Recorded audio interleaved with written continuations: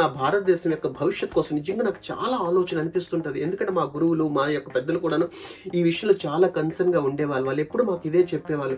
ప్రపంచానికి మంచిని పంచండి, మంచిని పంచండి, మంచిని పంచండి. ఎందుకంటే రానున్న రోజులు భారతదేశం కొన్ని క్రైసిస్ ఎదుర్కొనే అవకాశాలు ఉన్నాయి. ఎందుకంటే ఇప్పుడున్న ప్రపంచంలో ఈ డిజిటల్ వరల్డ్‌లో కొన్ని అనర్థాలు జరుగుతాయి. దాంట్లో భారతదేశంలో ఉన్న పిల్లలు, పసిపిల్లలు ఇరుక్కుంటారు. అందుకని ముందే వాళ్ళకి ఎడ్యుకేట్ చేయండి, వాళ్ళకి మంచి విషయాలు చెప్పండి అనేసి నాకు అతి మంచి ప్లాట్‌ఫార్మ్ అనిపించింది. పేరెంట్స్‌తోనే ఈ విషయం చెప్తే. ఎందుకంటే మాలాంటి 100 మంది ట్రైనర్స్ కానీ, మాలాంటి వేల మంది స్పీకర్స్ కానీ, మాలాంటి ఎవ్వరొచ్చి చెప్పినా సరే మీ పిల్లలకి అర్థమైనట్టు చెప్పగలరో లేదో కానీ తల్లి తండ్రులారా మీకు ఒకటే చెప్తున్నాను, మీరు చెప్పినంత చక్కగా పిల్లలకి ఎవరూ చెప్పలేరు.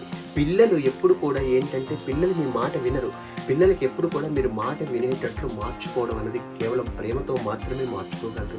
మీరు పడుతున్న కష్టాల్ని, మీరు ఫేస్ అవుతున్న స్ట్రగల్స్ని, ఈ ప్రపంచంలో ఉన్న తీరుని కాస్త పిల్లలకు దగ్గరగా వెళ్ళండి. ఎందుకంటే ఇప్పుడున్న సిచ్యువేషన్లో ఆల్రెడీ కొన్ని సర్వేస్ ఏం చెప్తున్నాయి అంటే maturity level of the children అప్పుడు ఎప్పుడంటే ఆడపిల్లలు సహజంగా మెచ్యూర్ అయ్యేటప్పటికి 14, 15 ఆ రేంజ్ ఉండేది. ఇప్పుడు అలా కాదు. ఇప్పుడున్న రీసెంట్ సర్వేస్ 9, 10కి దిగజారిపోయింది. ఇప్పుడు పిల్లలు త్వరగా మెచ్యూర్ అవుతారు. వాళ్ళకి అర్థమయ్యేటట్టు మీరు చెప్పడానికి ప్రయత్నిస్తే వాళ్ళు అర్థం చేసుకుంటారు. ఎందుకంటే మీ రక్తం పంచుకొని పుట్టిన పిల్లలు మిమ్మల్ని అర్థం చేసుకోకుండా ఎక్కడికి వెళ్ళిపోరన్న నమ్మకంతో నేను చెప్తున్నాను. పిల్లలకు బాగా దగ్గర అవ్వండి.